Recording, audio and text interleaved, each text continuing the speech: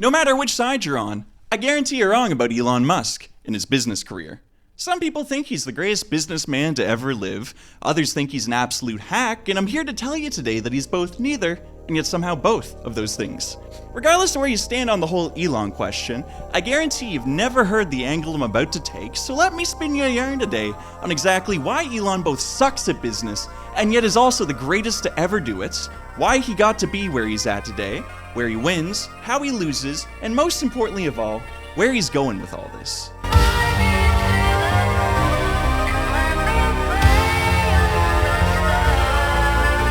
Now, I'm not going to run through every company or misdeed Elon's ever done, but I will go over the key points that I can find. And I think to start, let's start with his very first company, Zip2. It was started in 1995. It was the yellow pages for the internet. And I want to start by reading this quote from a book on Elon. In early 1996, Zip2 underwent a massive change. The venture capital firm More Davidow Ventures caught wind of a couple of South African boys trying to make a yellow pages for the internet and met with the brothers. Elon Musk, while raw in his presentation skills, pitched the company well enough, and the investors came away impressed with his energy. More Davidow invested $3 million into the company. Even then, essentially a college kid with zits, Elon had this drive that this thing, whatever it was, had to get done. And if he didn't do it, he'd miss his shot. I can relate to that. I think it's what the VCs saw, that he was willing to stake his entire existence on building this company. I'm not going to go in on that quote, but I want you to keep what it said in mind, especially the whole pitching and energy part. He got $3 million, but shortly after taking all that money, he was booted from the CEO role of his own company. The venture capital firm thought he wasn't ready or CEO material yet. Overall, the big issues with Elon are that he makes unrealistic timelines. You can't trust anything he says. He makes stupid claims that are just false, and he knows it. He's got poor people skills. He's got this bizarre short-term mindset in weird ways. Like, he'll constantly churn through employees through running them into the ground. And look, it's fine to go running, but if you're not an equity holder like he is, or if you just don't got that dog in you, it's gonna kill you. He's also got this terrible habit of making huge unilateral decisions with no consultation of anyone else when there should be. And so, like I said, he was demoted to CTO because that's where it seemed he fit best. Now, later on, they were going to merge with CitySearch, a competitor, but Elon didn't like this because he was just getting further from his goal of running the company. And he thought he could grow it a lot further. And so he decided to torpedo the deal. It was going to be $300 million. And you see, the guy that the VCs put in to replace him as CEO, Rich Sorkin. You see, Elon thought, I'm going to torpedo this deal because Rich was also down for that. But then he was going to go behind Rich's back, go to the VCs and say, hey, now that we're done that, let me actually be CEO. Get rid of Sorkin. And yeah, this was a dumbass idea. And it was generally considered to be a very embarrassing kerfuffle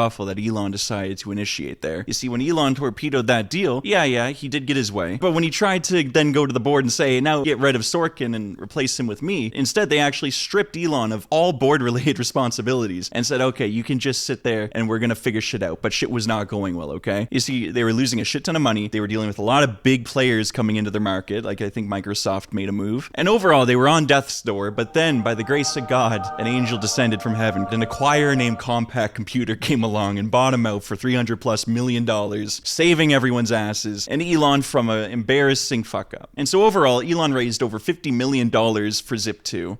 They sold to Compaq for $307 million, and Elon walked away with a cool $22 million for all that.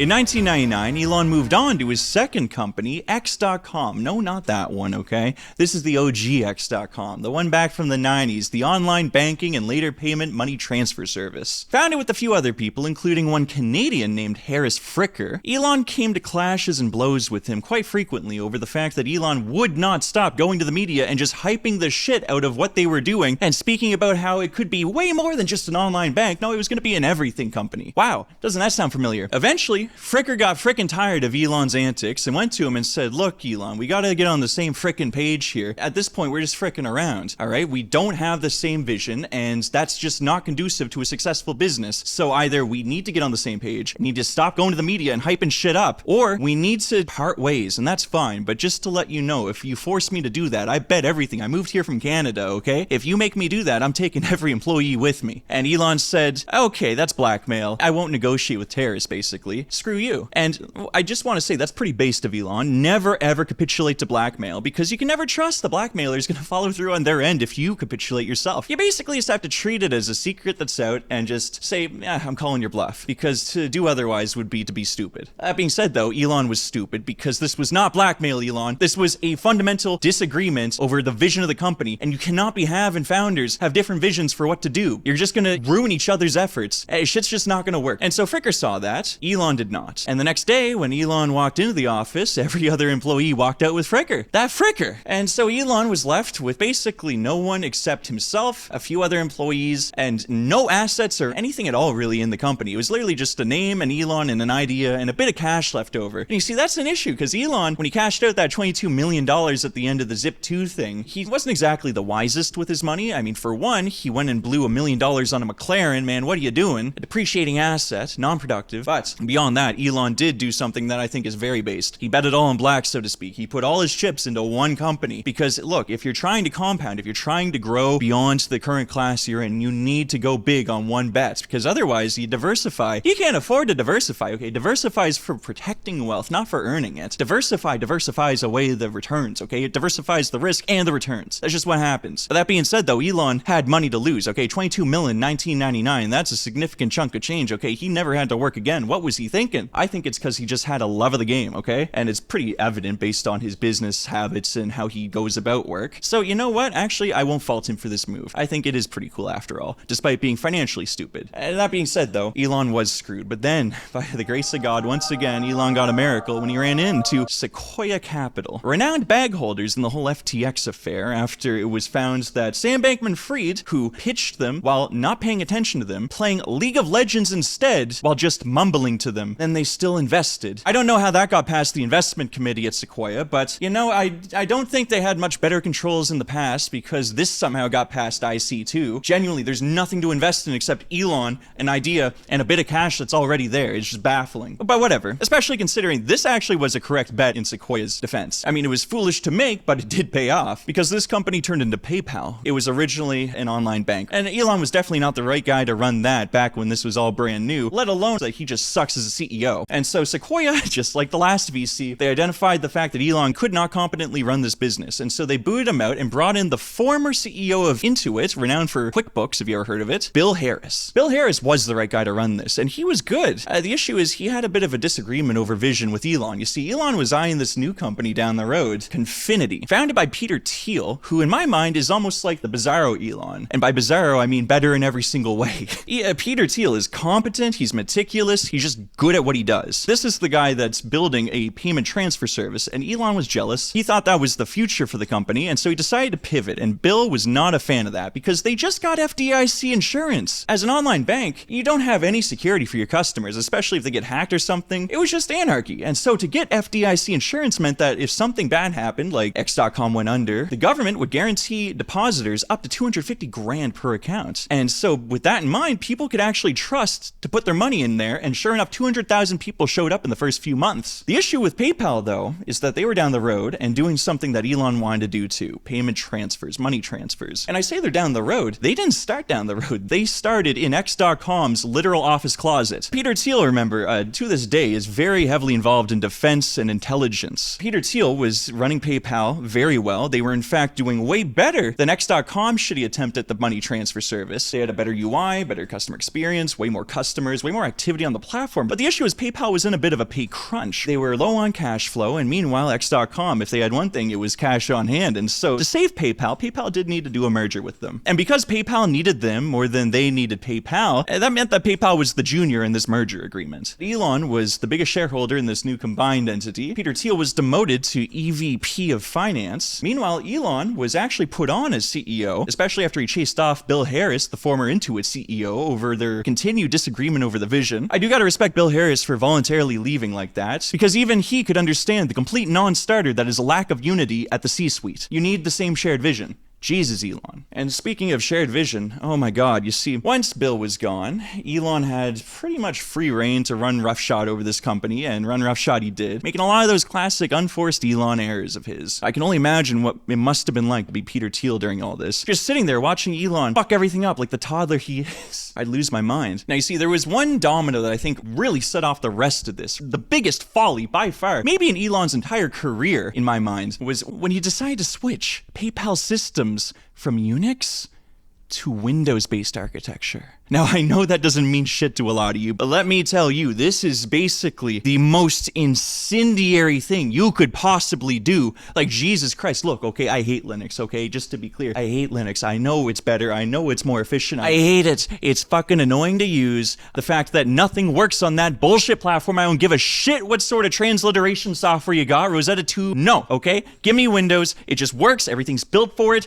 I'm a Windows ride or die. And even I, despite all that, would not even fucking consider changing from Unix to Windows, because this is essentially the equivalent of a holy war. This is like Martin Luther's 44 Reasons Why taped to a door times 1,000, okay? This puts the fucking 30 Years' War to shame, because genuinely, this is next level zealotry. It's the 1990 Silicon Valley. People took the Unix versus x86 question extremely seriously, and not just that, even outside of your opinion on which side to take, the fact remains that you don't just walk in and just uproot a bunch of the core architecture and infrastructure of your product. That's just a boneheaded, unnecessary move. Unless it's genuinely causing you a lot of pain, don't do it. And even if you do it, you better have buy-in, and it better have a long-term plan to make it slowly transition. But no, Elon just went in and said, fuck it, everyone rebuild shit from scratch. And shit started burning down. Things were going offline on the daily, and fraud was shooting up through the roof. They were hemorrhaging cash at this point. Elon was literally speed running PayPal's early death. They were going to kill PayPal in the cradle before it became what billion plus dollar company it is today. Like, Jesus, I cannot express just how bad Elon was at mismanaging PayPal. And then to top all this bullshit off, he just needlessly dropped the online banking service of X.com, meaning X.com was never anything at all. It was just PayPal merging with a bunch of cash. And then Elon walked in and got a bunch of equity for giving them that cash. He basically was just a VC investor at that point. But at least VCs won't try and torpedo the company. And Elon was just misrepresenting and lying to the board constantly about everything going on. It was just classic Elon. After the needless schisms caused in the company by Elon's boneheaded architecture change, and combine that with all the misrepresentations he's done to the board and just general poor decision making, everyone at the company felt they finally had enough to get him. And so a competent coup, unlike the coup Elon tried at Zip 2,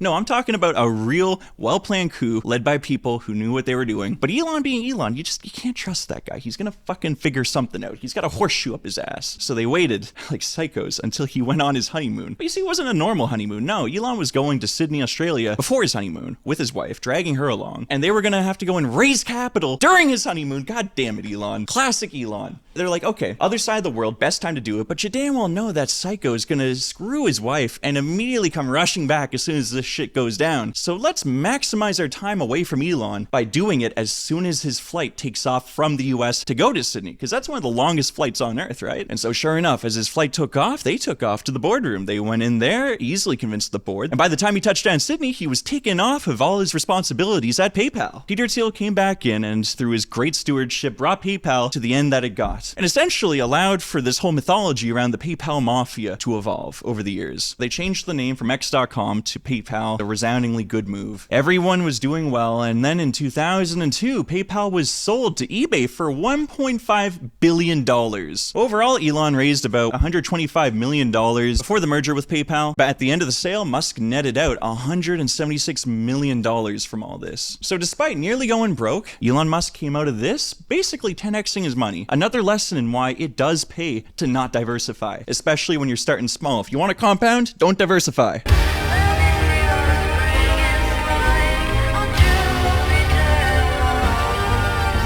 In 2002, Elon had a space odyssey of his own.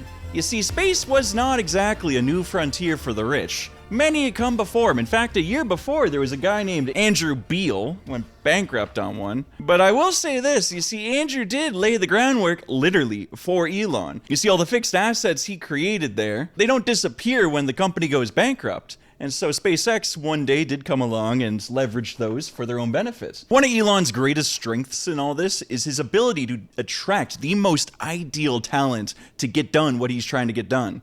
every time, especially given his shitty-ass people skills. It's probably in large part due to the fact that he's kind of got a monopoly on the different things he's doing, right? You know, whether it's going to space, AI chip implants in people, or, you know, electric vehicles. Regardless, he's always the only one in town offering to do something like that, right? There's no other viable company. And so when you have a monopoly on the cool thing people want to do, they're just gonna have to go and put up with you and deal with your eccentricities. And so I will say that this is all downstream from his capital raising ability. You see, Tom Mueller was the only guy able to get Elon's ideas off the ground, especially after the Russians backed out with the whole ICBM deal too, right? Another was Mary Brown, who acted as Elon's handler, dealt with all his eccentricities, figured out all of that he needed to be doing, kept him focused on what he needed to be, and kept him away from what he shouldn't, and also set the culture and tone for SpaceX as a whole. Going it alone, doing business, I can't explain to you the extreme value that people like Mary Brown have. I genuinely think she is one of the most important people behind the success of what SpaceX has become. Like, unironically. I cannot express how valuable a role like that is. And now you see in SpaceX, Elon would continue to make these baffling ass management decisions. Like, for example, he would decide, oh, I want a cool, shiny, reflective floor on my factory floor for making these rockets. And he'd go top dollar for that. And then he'd turn around and say, but you want to literally move the rocket? No. We got our engineers out here like the fucking ancient Egyptians. They're rolling that rocket literally on logs like they're building the pyramids. I shit you not. He had engineers rolling the rocket on fucking logs. What is he smoking? Anyway, and so they had 3 big rocket failures in a row, and SpaceX was on death's door once again, just like all of Elon's other endeavors. But again, once more, by the grace of God, the 4th one did become the first private commercial craft to reach orbit. Hallelujah. And so Elon did have that going for him, but holy Christ, despite all this, SpaceX was going broke, and there's nothing they could do because going to space costs a lot of money. At the end of the day, it doesn't matter if you get one up there. What you need is revenue. And who's paying for all these failures, right? Like, Elon is screwed. But then once more, by the grace of God, December 2008, both the worst and best month arguably in Elon's life, he had both Tesla and SpaceX going bankrupt, and yet in that same month, he did get both of them back from the brink. Because, you know, SpaceX was going broke, obviously. But then somehow this dude who was actually going to be one of the founders of SpaceX, but decided to fuck off and become the head of NASA, he ended up somehow not holding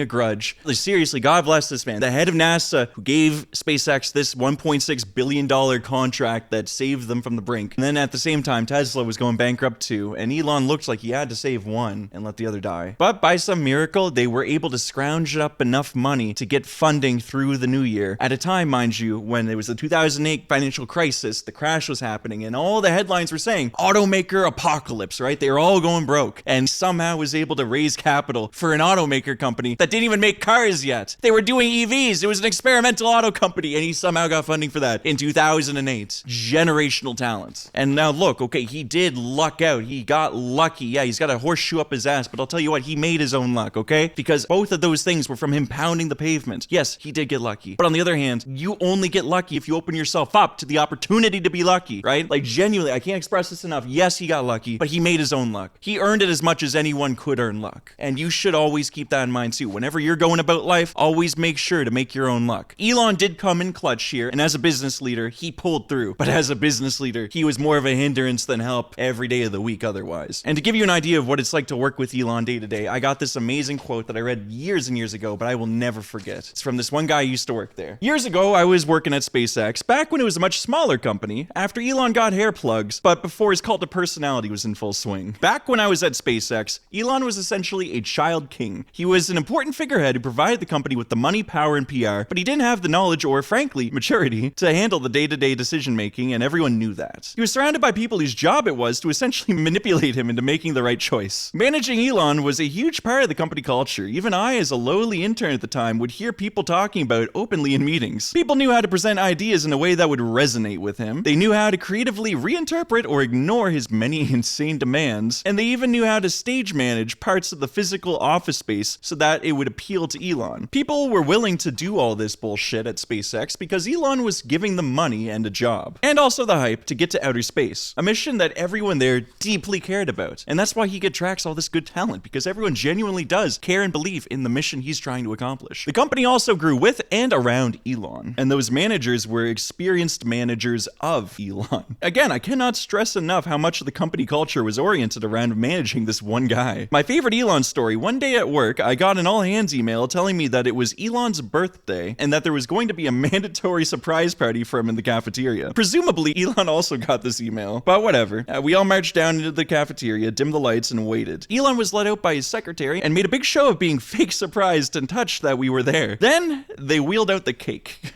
So I want you to imagine the biggest penis cake you've ever seen, like the king of novelty sex cakes. Only it's frosted white and the balls have been frosted to look like flames and smoke. This was Elon's rocket cake. For as long as I live, I will never forget the look on everyone's face when he had to make a wish and cut into the tip. I just want to end off by emphasizing that all of the success at SpaceX can be accrued to one lady, Gwen Shotwell, who is the absolute GOAT from everything I've read. Like genuinely, I don't know why more people don't know or talk about her. And so overall, Elon raised over $10 billion for SpaceX over the years. Current valuation is north of $350 billion as of 3 months ago. Mind you, just 6 months prior to that, it was $210 billion. Elon's stake in all this? 55%. So about $200 billion.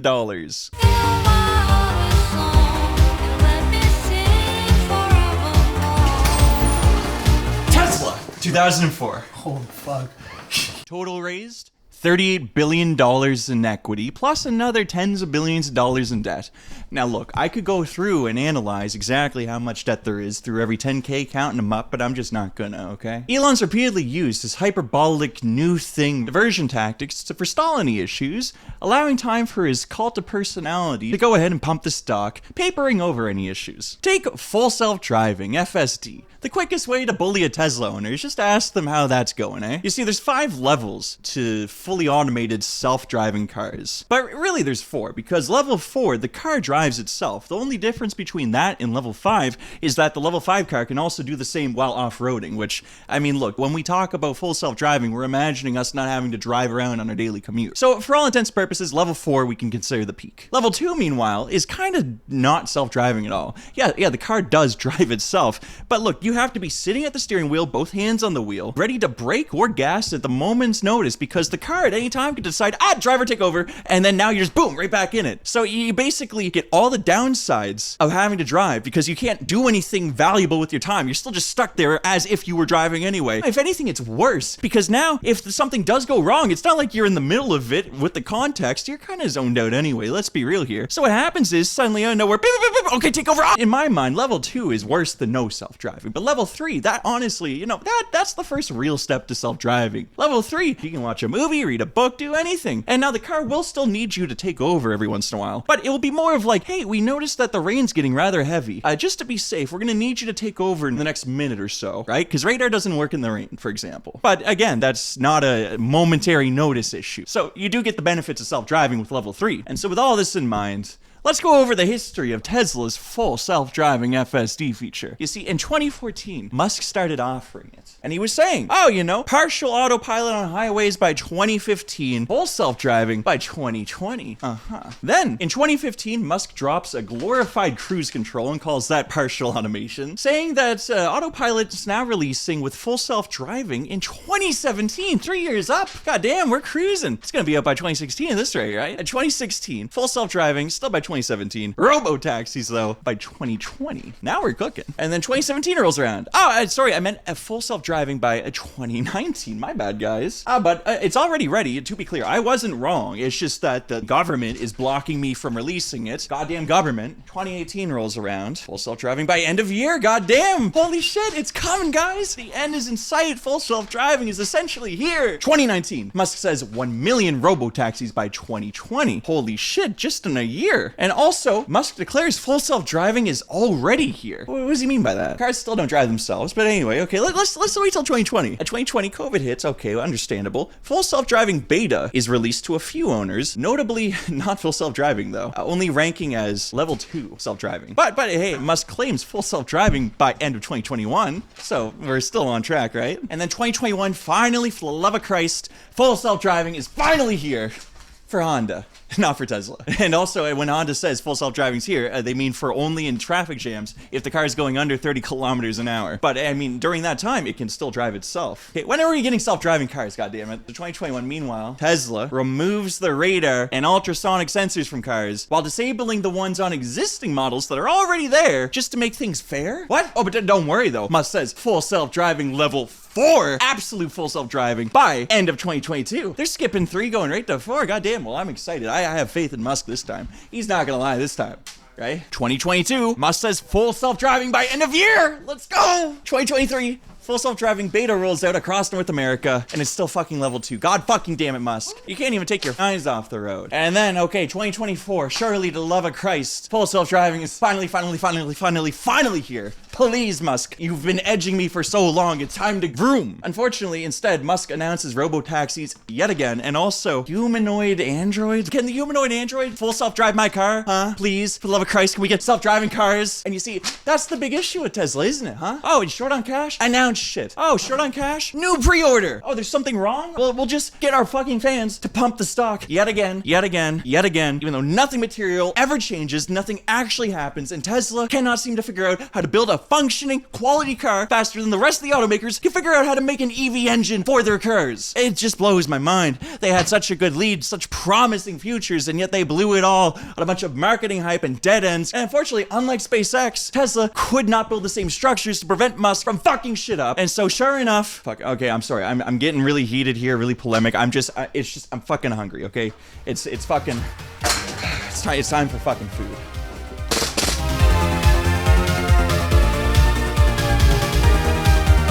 Alright, this has gone on long enough. Let's just skip through the rest now. 2006, SolarCity, a solar energy company. Total raised about $850 million publicly disclosed, but on their balance sheet, it says total paid in capital of $1.3 billion. And they had another $1.2 billion prior to being acquired, so we're going to call it $2.5 billion total. Now, who were they acquired by? Well, in 2016, they were sold to Tesla. That's strange. For $2.6 billion. So it wasn't like they profited much. But you see, the issue here is I actually remember doing a business case on this. I made the case at the time, and I damn well still making it today, that Elon definitely committed multiple crimes here, including outright fraud to Tesla investors. It's just straight up crime. He committed misrepresentation to the highest degree here, and he ended up getting the board to agree to way overpay for this piece of shit asset. Because like Elon had over 20% equity in this thing, and his cousins were running it, and I think what he did was he used Tesla to bail him and his cousins out, okay? That's just what happened. And you can look at the balance sheet and the income statement of these things prior to purchase, and the fact remains that this is a nonsensical transaction that the government should have stepped in and called foul on, because it was foul, it was rank to all hell, and it's an insult to public markets. 2016, the Boring Company. California wanted to make a high-speed railway system that would have linked up San Francisco to LA or something like that. And obviously at the time he was against it because that would be bad for Tesla. And so I think what his plan was, he was going to say, I don't know, we're going to do this boring whole thing where we're going to put vacuum tubes underground in California, a state which has constant earthquakes. Like genuinely the ground will shift underneath, and if that happens when you're inside a vacuum tube, you die. You die violently. The whole tube's fucked. Again, just baffling concept. Anyway, $1 billion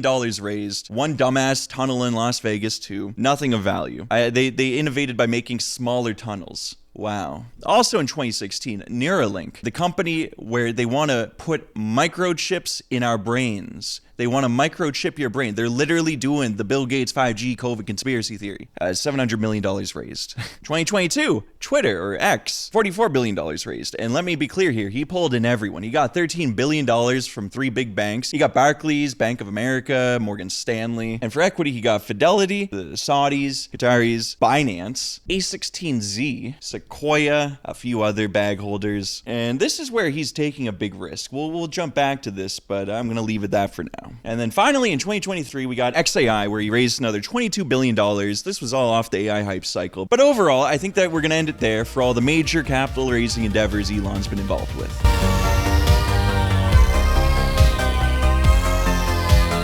Overall, Elon's raised over $150 billion over the course of his career, plus another $50 billion or more through government loans, subsidies, tax credits, contracts, and then tens of billions more that we probably don't know about through classified government contracts. Now, there's many different ways to look at business, finance, capital markets, wealth creation, all that over the years. Through different eras, different trends dominate, and different strategies define their days. You know, the 60s had the conglomeration movements, the 80s had the LBO. There's many different lenses to look, but when looking at the last decade or so, I think the thing that's defined our era is obvious, okay? And that's that capital raising is king. Capital raising has defined our decade. Thanks to quantitative easing, money was the cheapest it's ever been, and the knock-on effects of that are what came to define the last decade or so. Companies stayed private longer than ever, new unicorns were minted every other day, and the winners were those who could accumulate the most cash to splash around and drown their competition in. It really was pay to win, as everyone sat on absurd levels of dry powder, all these dollars chasing fewer and fewer investment vehicles, and those who could siphon the funding fire hose were able to burn billions upon billions in order to speedrun success while sidestepping all of the normal pitfalls that businesses befall. And in this environment, Elon was literally weaponized autism, and I don't mean that pejoratively. Though he does exemplify a lot of the negative qualities associated with it, none of that mattered, since what he sold was a story, whether he knew it or not. The story that made him the greatest capital raiser of all time.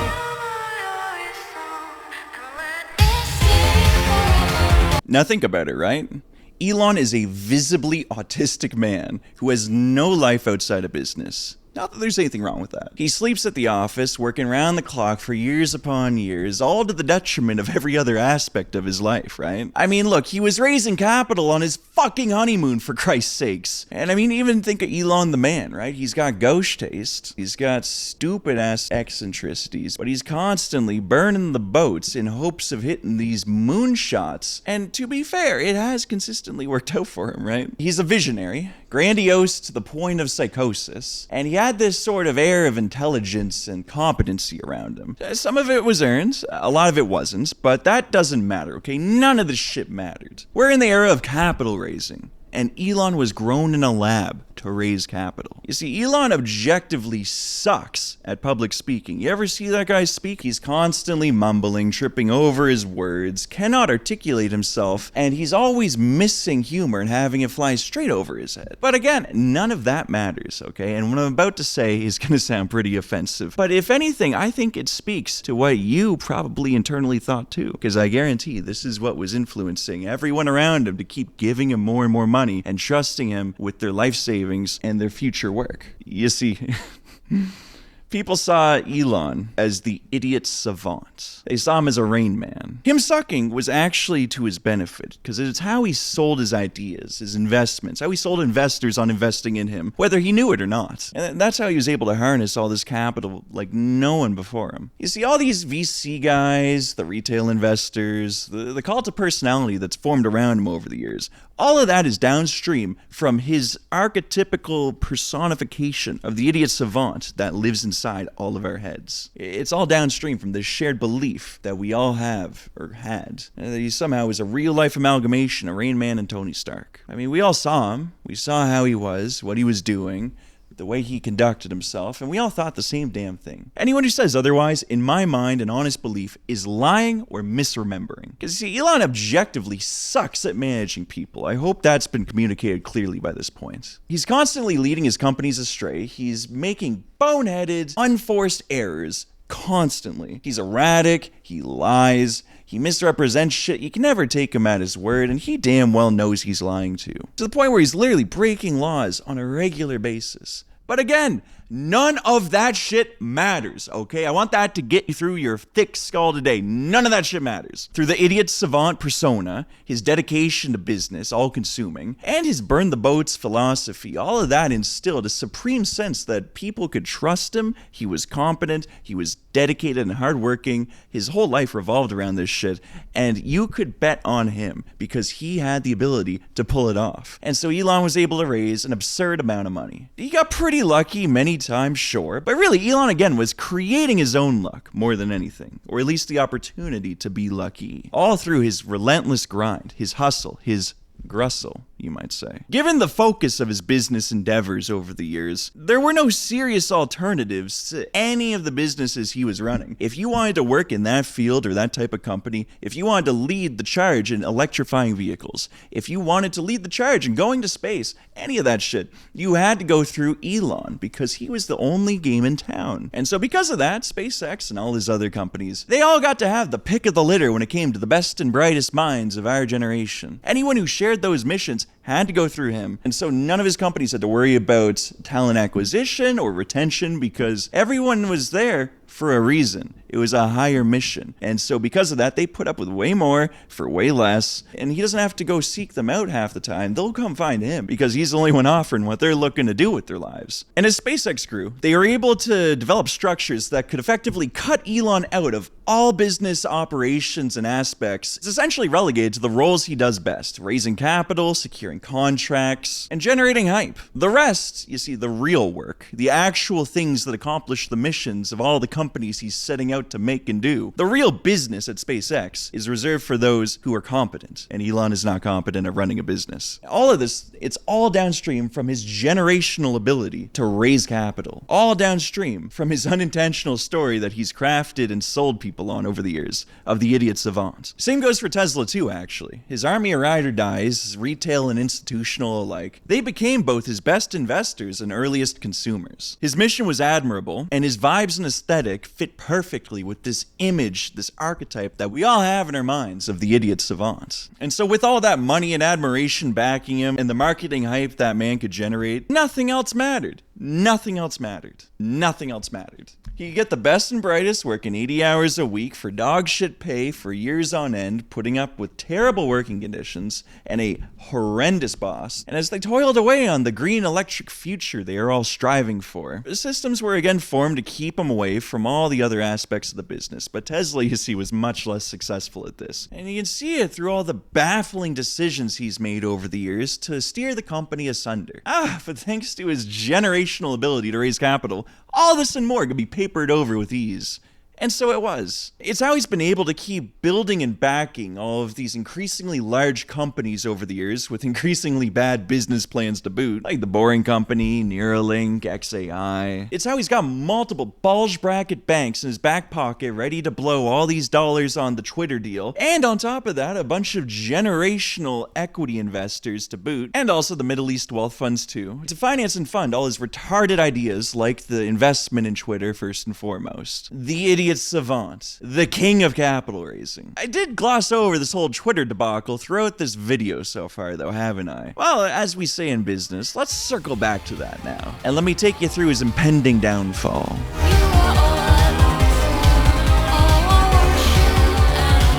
As I've argued, Elon was able to keep this ball rolling thanks to his amazing ability to attract the very best people, also excising himself, or more accurately, get excised from all of the aspects of business he sucks at, which are most of them, and paper over any issues he has with the ability to hype and market anything he's got, and all the money he has. All of these things are downstream from his ability to raise capital, which I think is actually all downstream further from his idiot savant archetype that he embodies. But there's another crucial component behind his ability to raise capital, which I've not touched on yet, and that is that he has not missed yet. Because while he's frequently flirted with failure, none of his big businesses have ever gone under. And that, of course, makes investors happy. And it reaffirms the whole idiot savant persona that they've built up in their minds. But what if that changes? What if one of his big endeavors dies? Now, it certainly seemed like he was finally out of the woods by the early 2020s. But then he bought Twitter. You see, all of Elon's negative qualities have always been sidestepped thanks to the factors I've mentioned before, but also because it was all behind closed doors. One of the key aspects of his success has been his ability to hype shit, which is downstream from his personal brand. His cult has become quite resilient over the years after years of tempering, but the public at large hasn't. I mention all this because in the run-up to him buying Twitter, he'd been tweeting a lot more. And it makes sense, right? He's got a lot more time on his hand because he's been excised from all the different aspects of his businesses, and because his businesses are finally sustainable and off the ground, they no longer need him to constantly be pounding the pavement trying to get new funding and new contracts. It just works now. And so by the early 2020s, none of the skills that he excelled at were really needed in any of his businesses. His businesses were finally out of the woods, and so most of his roles there, limited as they were becoming vestigial. But you see, Elon wasn't one to abandon business. His life was business. I mean, without business, who would Elon be? Well, he was, and still is, a man deeply in pain. I mean, aren't we all, right? But him more so than most. I remember once reading a Rolling Stone interview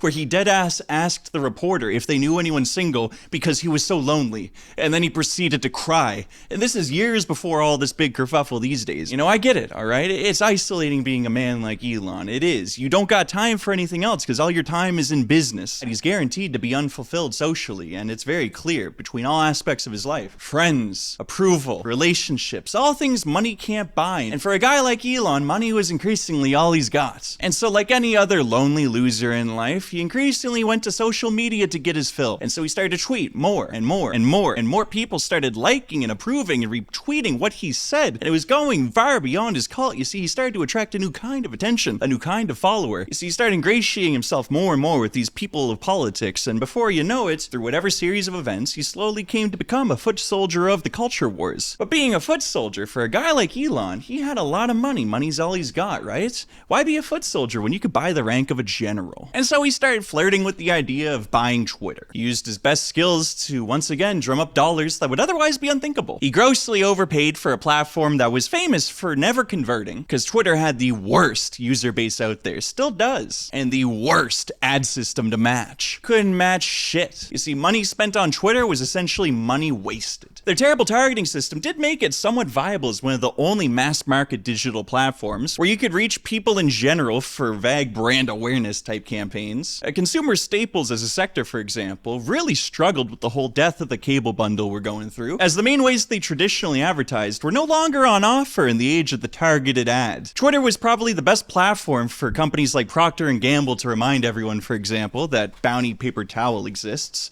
But other than that, there's really not anywhere else to go. Nothing else really made sense to advertise on Twitter, because nothing converted. It didn't make your money back. But a lot of companies did anyway. Foolishly, but that's beside the point, okay?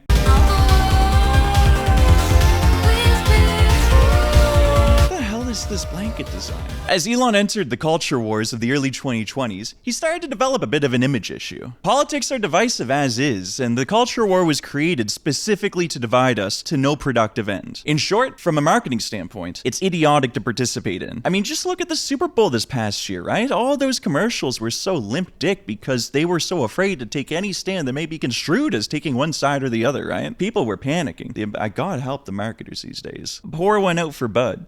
But you see, at first, Elon's contributions weren't taken seriously, or people brushed it off or interpreted it in the most charitable way possible, just because they really liked Elon and his mission, and so they wanted to overlook anything they could, as you should. But you see a counter-cult start to form. Around 2017 or 18, there's a bunch of Thai children on a school trip inside of a cave or something when they got stuck after a flash flood hit. Elon was building a sub at first to rescue these kids, an overly convoluted solution, when a bunch of divers came in and just took them out the old-fashioned way. Elon was rather bruised by this, his ego was hurting, so he decided to call one of them a veto. I remember back in the day when this happened, that really seemed to be a big breaking point for a lot of people. Between that and all the different pro-Musk spam on all the different social media platforms, especially Twitter and Reddit, my god. As much as I'd say I'm thankful those days are behind us, we're really living in the opposite these days, aren't we? It's all anti-Musk spam, and for good reason, fuck him, but just Jesus. We can never escape him, can we? So you see, after the Thai cave incident, a bunch of real dedicated people started keeping track of all the missteps and misspeaks and other controversial things Elon's done over the years, right? And when he bought Twitter, they just unleashed the whole docket. And they went to every advertiser on the platform and they said, hey, you know, this is the guy who now runs this platform. It's bad and we're going to hate you and cancel you if you continue to support them with your ad money, right? Now, how effective was this? I don't know. What I will say is this, though. It probably reminded every single company that, oh yeah, we're spending money on Twitter. What kind of numbers are we getting? What kind of return on investment are we getting for this trouble, right? And then Twitter being Twitter, as soon as they look at the numbers, they're like, holy fuck, we're just throwing money away. What are we doing? Cancel this shit immediately, right? I don't think think it was some big political stance. I mean, it could be. Advertisers are known to be a little bit culture worry themselves, after all. But, you know, at the end of the day, I think a lot of them probably remembered to check Twitter's return on ad spend and realized, holy fuck, cancel this shit, right? Because it's just the worst converting platform out there. Every single dollar you spend on it is a dollar wasted. And so advertisers fled the platform en masse, causing a monumental revenue shortfall on a company that already was hemorrhaging cash. And this sent Elon into a tailspin trying to plug all the holes. And normally, Elon could have pulled it off in his Elon way, but unfortunately, Elon didn't have all the advantages afforded to him in the past anymore. He had no benevolent, just mission about the future humanity to go on, so he wasn't attracting the best and brightest, and especially considering other social media companies out there existed, it's pretty clear that they had options, and so it was hard to get and retain a bunch of the best talent, and in fact, a bunch of them left and fled the company as soon as Elon took over, especially given Elon's management.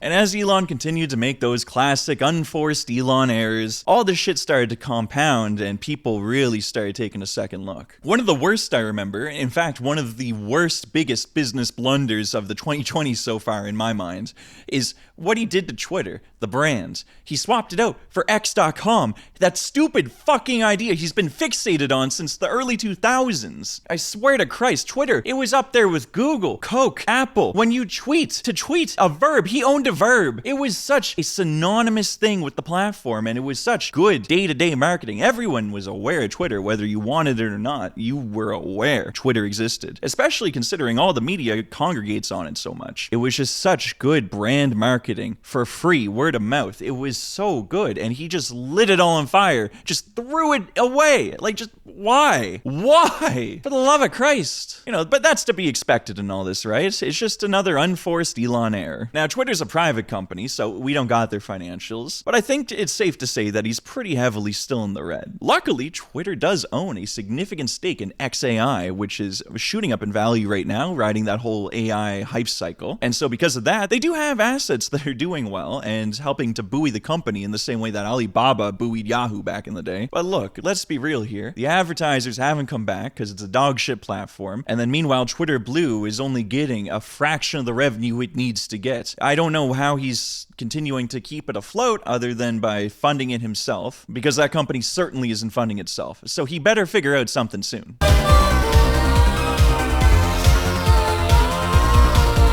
With Elon's rebirth as Dark MAGA or whatever the fuck last summer, I think he sealed his fate. Because his heavy political involvement has cut his audience in half, but the audience half he does have left is not the half buying EVs. Elon is fucked, since Doge cuts are gonna piss off every single person affected, and if you look at the stats on the states that are, it's mostly the states where his support is, because when he decided to come out as Dark MAGA, he basically eschewed the left, which is fine and all, except who's supporting his lofty ideas for space and shit. It's typically people that are more progressive, which is fine. Look, okay, you can eschew them, but then when you go and take your newfound red base and say, okay, now let me go and ruin all of your economy specifically, because those are the ones who get the most in government funding, it's a recipe for fucking lighting on fire every single shred of support you ever have from the public. It's baffling. I don't know why he'd do that. And as he and Trump piss off every single foreign country, all of his foreign sales of Teslas go through the ground, as you're seeing right now. Look at the Tesla sales from Europe, Canada, Asia. It's just over. It's so bad. Like, genuinely, when you tie all of your brand and personal PR to your companies, you can't fuck that up, because now you're fucking the companies, which is exactly what's happening. Through Doge and all his other disasters, Elon is well and truly fucking the dog here. And then take SpaceX contracts, mainly funded through governments out there. They're all being canceled left and right. And when you have a new government take over someday, they won't be exactly too happy. Look, okay, sure, he's making up for it through flagrant graft, like the time that he convinced the Department of Defense to buy $500 million of unsold Cybertrucks that he's gonna armor or whatever. But once again, it's just more of Elon's short-term thinking, and once again, it's gonna come back to haunt him. Because after Trump, what's next for Elon? He's ruined his own image, and by extension, the brand image of his companies and brands. The good faith charitable interpretations everyone credulously gave him are gone now. He's lost core pillars of his own success, and at this point, as his companies start to suffer, he will not be able to raise himself out of this one. All the money in the world won't make people like him again, and no one's willing to throw away the amount of money necessary to make his companies truly quality and cost competitive either. Look, I think SpaceX is probably gonna be fine, okay? But the rest, I don't know. I do know one thing though. It's that he better hope and pray he can find a way to succeed without the idiot savant persona. Cause otherwise, he's coming back down to earth at terminal velocity.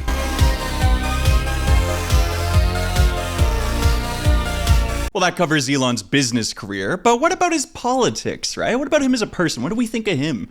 Well, let me be clear. Elon's zogged. He believes in climate change. He's the #1 most powerful unelected bureaucrat of all time. He's a furry. He wants to put literal microchips in your brain. Literal microchips in our brains. He's an illegal immigrant. He's a Satanist. He's a drug user. And he wants to replace all Americans with foreigners. Why do you think they're not releasing the Epstein files? He's literally best friends with Epstein and Ghislaine Maxwell. And he transed his own kid. What do you think we think of him, huh? We fucking hate him. Right? I'm in this video now. Okay, get out. Oh my god, it's still follow you, God? Like, stop cheating on me, camera. You are mine, not his.